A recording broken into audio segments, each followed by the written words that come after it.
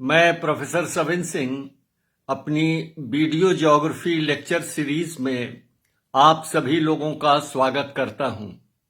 आज हम मेघालय पठार पर चर्चा करेंगे। मेघालय पठार उत्तरी पूर्वी भारत में मेघालय राज्य के संपूर्ण क्षेत्र पर और कुछ जो है पूर्व में इसका विस्तार त्रिपुरा वाले भाग में और कुछ पश्चिम में आसाम में भी है। मेघालय पठार को मेघालय मिकिर पठार भी कहते हैं क्योंकि उत्तर पूर्व में मिकिर पहाड़ियों तक इसका विस्तार बताया जाता है, या इसको मेघालय कार्बी पठार भी कहते हैं जो इसके पूर्वी भाग में कार्बी तक ये फैला हुआ है।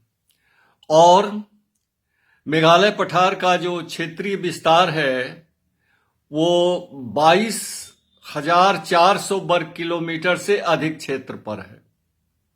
और मेघालय पठार कई चीजों के लिए, कई पहलुओं के लिए बहुत प्रसिद्ध है। पहली बात तो ये, मेघालय पठार पहले प्रायद्वीपीय भारत का हिस्सा था जो छोटा नागपुर से पठार से संलग्न था, लेकिन टर्शियरी काल में जब भारतीय प्लेट उत्तर पूर्व दिशा की तरफ अग्रसर हो रहा था और उसका टेथीस सागर के साथ सबडक्शन हो रहा था और हिमालय की उत्पत्ति हो रही थी, उसी समय वर्तमान मेघालय और छोटा नागपुर के बीच का भाग का नीचे अवतलन हो गया, सबसिडेंस हो गया।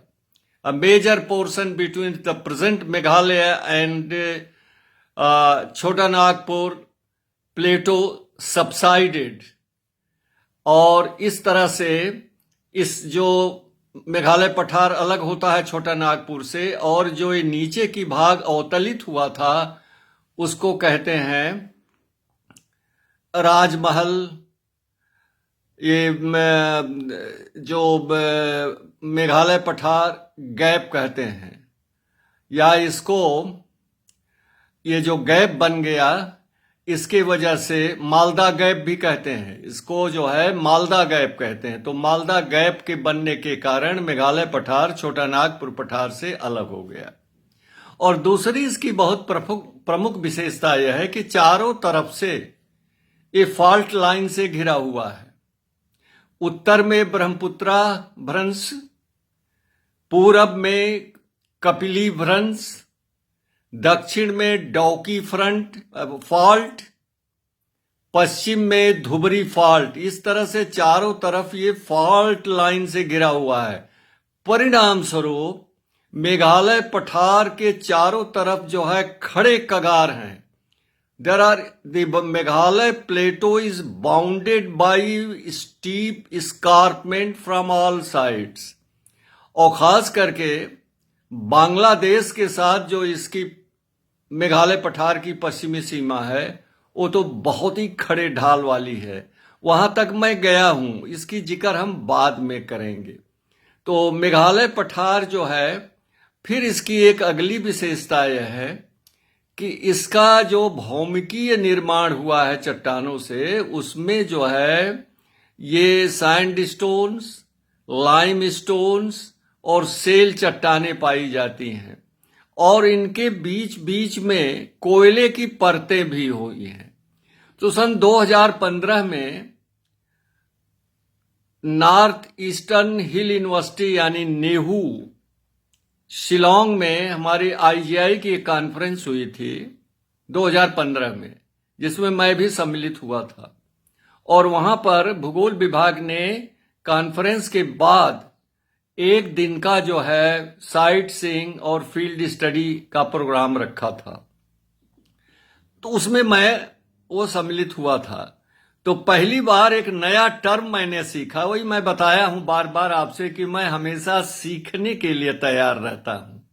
और आजकल का जो व्यक्ति है, या मेनली अध्यापक या गुरुजी हैं, वो कुक मंडूक बनना पसंद करते हैं, वो सीखना नहीं चाहते हैं क्योंकि सोचते हैं हमारी बेइज्जती हो जाएगी। अरे भाई, मैं वहां एक नया टर्म सीखा हूं जो आपसे शेयर कर रहा हूं।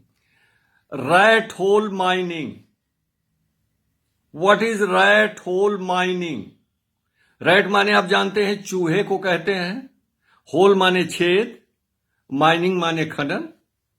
तो वहां पे शिमले साहब जो थे और कुछ वेस्ट बंगाल के हमारे दोस्त थे जो इस टर्म से परिचित थे, उन्होंने एक्सप्लेन किया बीच में इनको जाते समय, जहां पर सड़क से चट्टानों को काट के सड़क बनाई गई थी, वहां पर कुछ होल दिखाई पड़ रहे थे।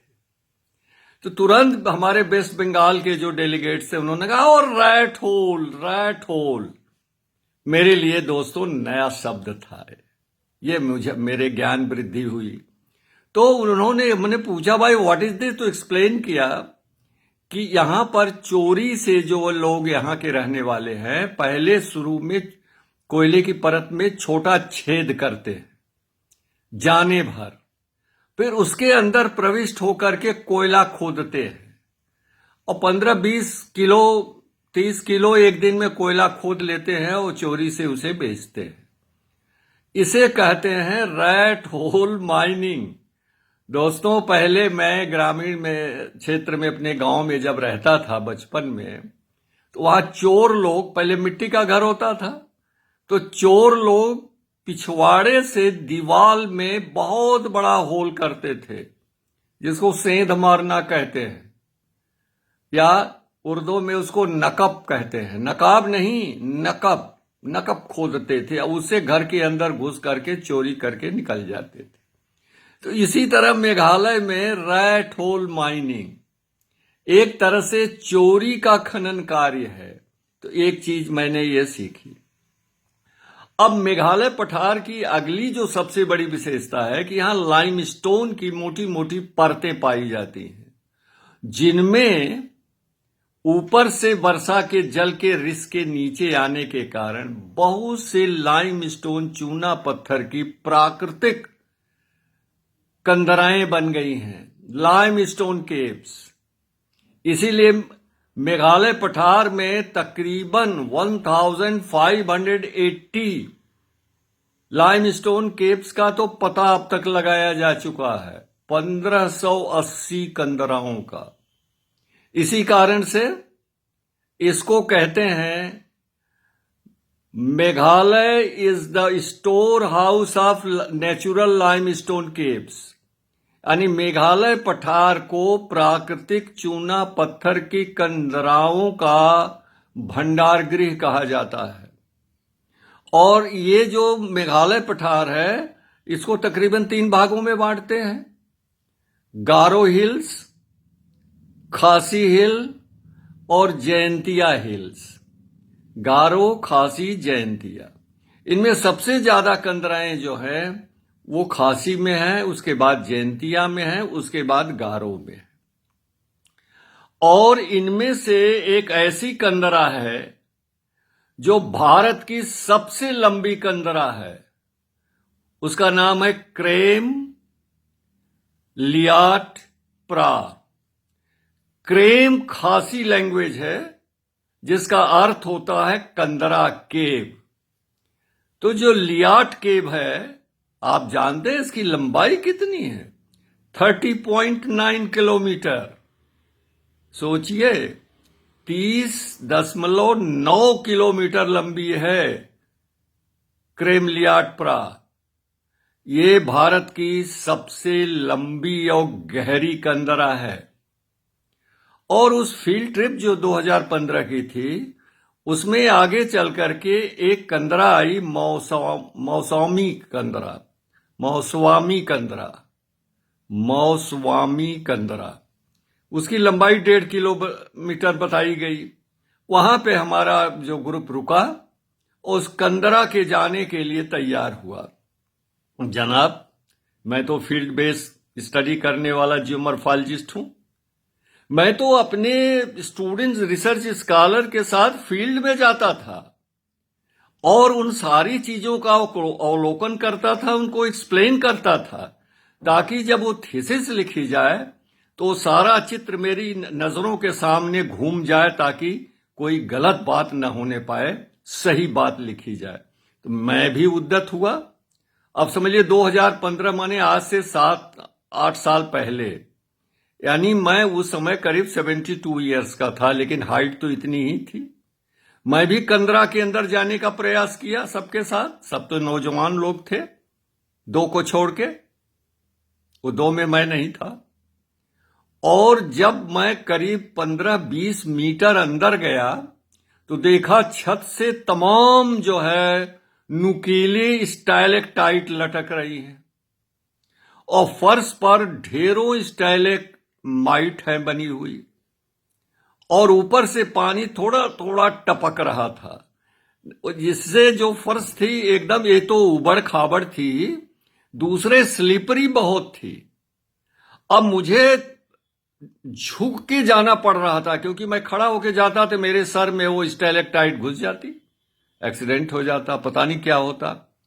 तो बैठ बैठ के जाना, तो हमने कहा ये तो बहुत खतरनाक होगा, अभी 1.5 किलोमीटर जाना है, मैं तो इस माल में गड़बड़ हो जाऊंगा।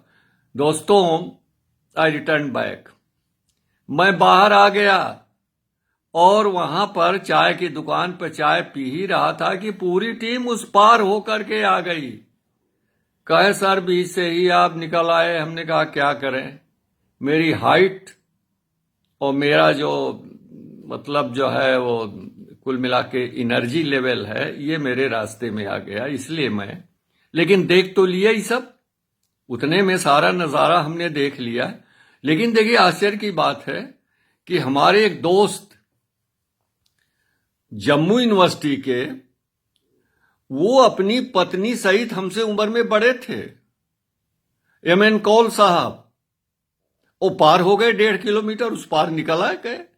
जानते हैं क्यों? उनकी हमसे भी अच्छी आदत थी फील्ड ट्रिप की, क्योंकि वो ग्लेशियर पर काम करते हैं। वो हिमाचल प्रदेश के और कश्मीर के ग्लेशियर में वो जाते हैं, वो निकल गए उस समय। तो ये जो है मौसमी कंदरा में इस तरह से वाकया वहां पर हुआ था जो है। तो ये जो है, जब ज्योग्राफी की नॉलेज जो है बेसिक, चाहे ह्यूमन ज्योग्राफी हो चाहे वो फिजिकल ज्योग्राफी हो, बिना फील्ड ऑब्जर्वेशन के कंप्लीट होती ही नहीं। लेकिन आजकल लोग इसे दूरी बना करके रखते हैं। तो मेघालय पठार को मेघालय, यानी आलय माने घर होता है, हाउस, मेघ माने बादल, बादलों का घर कहते हैं। तो लास्ट मोमेंट पर जब हम लोग पहुंचे लास्ट पॉइंट पर, वहां से बांग्लादेश दिखाई पड़ा था और खड़ा कगार दिख रहा था। वहीं बगल में भारत का सबसे ज्यादा वर्षा प्राप्त करने वाला स्थान चेरापूंजी और मौसीराम वहीं स्थित थे, उसको देखा हम लोगों ने। और वहीं पे मेघालय का सबसे बड़ा जलप्रपात, मेघालय में बहुत से वाटरफॉल हैं, कहीं कहीं उसको टालेस्ट वाटरफॉल ऑफ इंडिया कह देते हैं, लेकिन मत रहिए, बहुत सी किताबों में, गाइड और सीरीज में भारत का सबसे ऊंचा प्रपात जोग फाल को या जिरसप्पा फाल को कहते हैं। वो तो केवल 253 मीटर है ऊंचा, जबकि बराही नदी पर स्थित शिमोगा जिले में कर्नाटक में कुंचिकल प्रपात है जो 455 मीटर ऊंचा है। चीजें जो बदल जाती।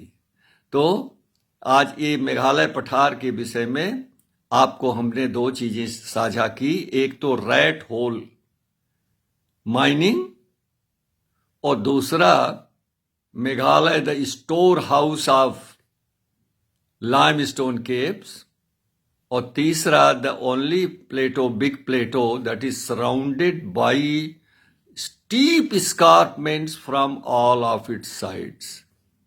And next, it is the storehouse of clouds also. यानी ये कहते हैं कि बादलों का यहां there is a breeding of clouds in Meghalaya plateau. Meghalaya plateau में बादलों का प्रजनन होता है। दोस्तों, मेघालय पठार के विषय में इतना पर्याप्त है आपके लिए। अब नमस्कार, आज बुधवार है, 4 जनवरी है। अब मैं तैयार हूं, देखिए जा रहा हूं प्रवालिका पब बुक शॉप पे, वहां कुछ लोग आएंगे, उनसे भी करें, क्योंकि मेरा जीवन ही अब आपके लिए समर्पित है। मैं जीता ही आप लोगों के लिए हूं, और फ्री में मैं जितना थोड़ा बहुत जान रहा हूं आपसे साझा करता हूं और आपसे भी सीख लेता हूं। नमस्कार।